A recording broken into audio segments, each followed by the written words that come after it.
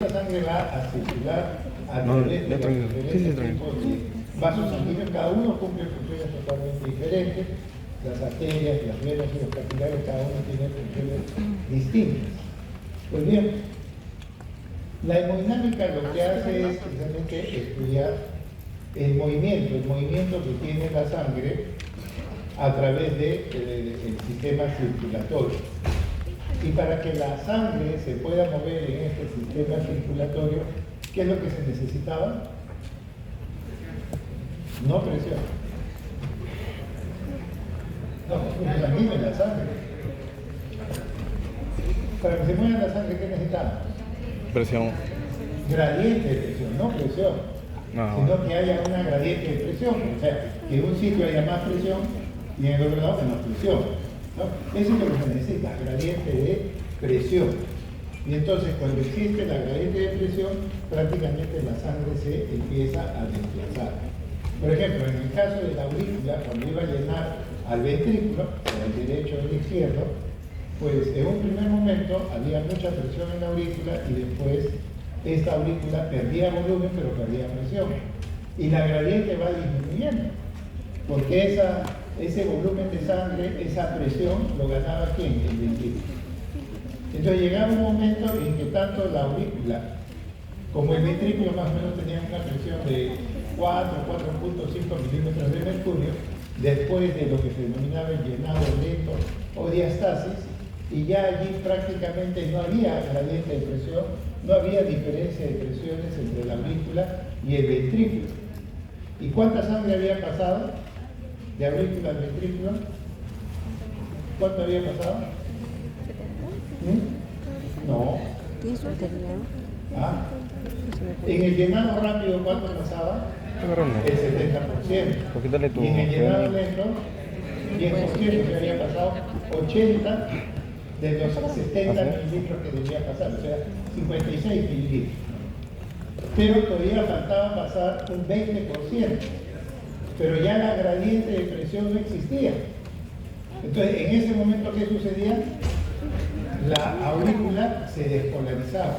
El nodo sinusal hacía que la aurícula se despolarice y la presión dentro de la aurícula volvía a subir y se generaba nuevamente la gradiente de presión y se producía la contracción auricular para poder vaciar ese 20% de sangre que todavía faltaba pasar en el llenado del ventrículo. ¿Estamos de acuerdo en eso? Entonces, necesitamos para que la sangre circule una gradiente de presión. Y que lo tiene que generar el corazón y también los vasos sanguíneos en determinado momento. Pues bien, lo que hace la hemodinámica es precisamente estudiar eso.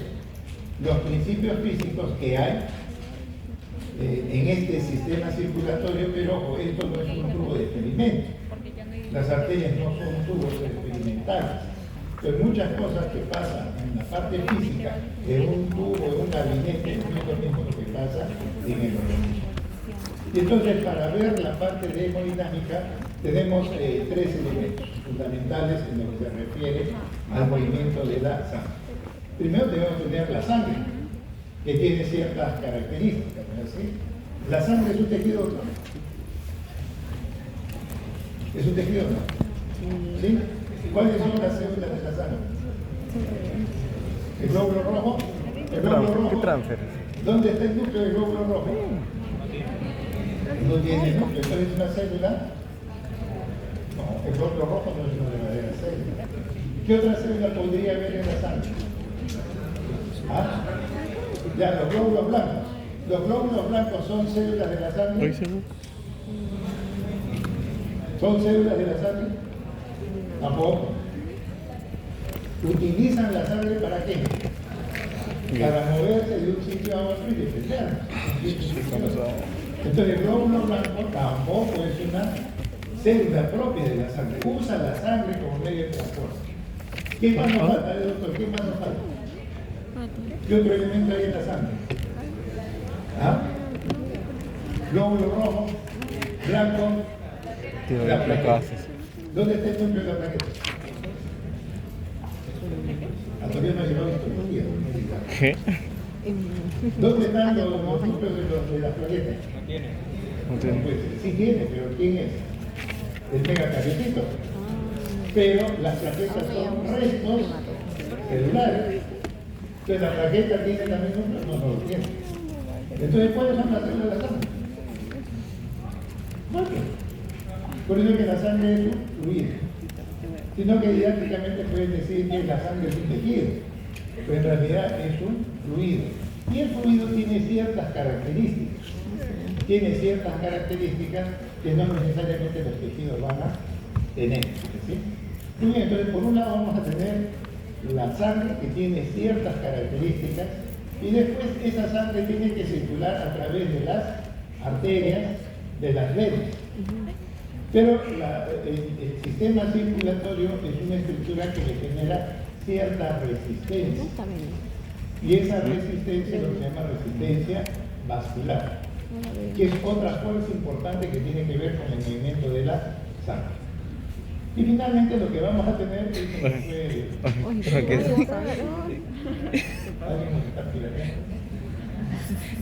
el tercer elemento es precisamente las presiones, las gradientes de presiones que se están generando. Entonces, estos tres elementos son importantes para entender el movimiento de la sangre. Ya sabemos que no soportas a los autistas. tenemos un motor, tenemos los vasos sanguíneos y tenemos el contenido de la sangre. Pero esa sangre tiene que tener ciertas consideraciones. Y uno de ellos es entender lo que es el flujo sanguíneo como tal. Entonces, ¿cuánto de sangre nosotros tenemos en el organismo? Más o menos tenemos alrededor de 5 litros de sangre. Y estos se tienen que movilizar, como les digo, entonces la función del corazón. Enchufado, pero circulatorio puede hacer que la sangre circule a través de ellos en un minuto. Y entonces ahí lo que vamos a tener es que el flujo sanguíneo se expresa en eso, en mililitros por minuto. Y la fórmula para poder establecer este flujo, que se representa con la letra Q, es el volumen, en este caso de sangre, en la unidad de flujo. Sabemos que son de 5 litros por minuto. Muy bien. Hay dos tipos de fluidos. Hay lo que se llaman los fluidos ideales. Y hay los fluidos que son los reales. A nosotros nos interesan los reales. ¿Por qué? Porque esto es lo que realmente sucede con la sangre. Entonces, en el caso de un fluido ideal es cuando no hay resistencia al desplazamiento. En cambio, lo que nosotros tenemos en nuestros vasos sanguíneos es un fluido real como la sangre. ¿Por qué? Porque vamos a tener resistencia a que la sangre pueda avanzar. Y es que la sangre tiene una viscosidad, tiene una estructura, tiene una característica en la sangre, ya hemos dicho. No habrán, entre comillas, células, pero hay elementos formes de la sangre. ¿Sí? Entonces, estas características hacen de que la sangre encuentre una resistencia al libre pasaje y poder avanzar. Muy bien, entonces ya sabemos que la sangre es un líquido real. Ahora, los líquidos reales pueden ser unos líquidos que se denominan los fluidos homogéneos o los fluidos heterogéneos. Esto está dado más que todo por, digamos, las características que tiene, por ejemplo, un fluido que es homogéneo. Allí la viscosidad no cambia, es una constante. Eso se puede hacer en un experimento, en forma experimental yo puedo hacer eso. En el caso, por ejemplo, de yo tener, no sé, cloruro de sodio o una dextrosa, pues esto de acá no va a cambiar, porque siempre la constitución de estos líquidos, de estos fluidos, van a ser siempre homogéneos, no cambian. Pero en cambio, la sangre constantemente está cambiando. Cambia la velocidad no es igual. En las arterias va más rápido, en las venas más lento y en los capilares todavía mucho más lento. Entonces lo que sucede es que la sangre se comporta de manera totalmente diferente a lo que sería, entre comillas, una situación de laboratorio ideal. Y entonces nosotros podemos decir que precisamente la sangre tiene ciertas características, las arterias tienen ciertas características que lo diferencian a un laboratorio experimental. Y entonces la sangre que tiene que moverse a través de estos vasos sanguíneos, ¿no?, fundamentalmente a nivel de las arterias, la sangre sale del ventrículo a una presión más o menos de 120 milímetros de mercurio, que es la presión con la cual va a salir la sangre, y tiene que avanzar a través de estos vasos sanguíneos que son las arterias. Pero los vasos sanguíneos, las arterias, no son iguales a un tubo experimental.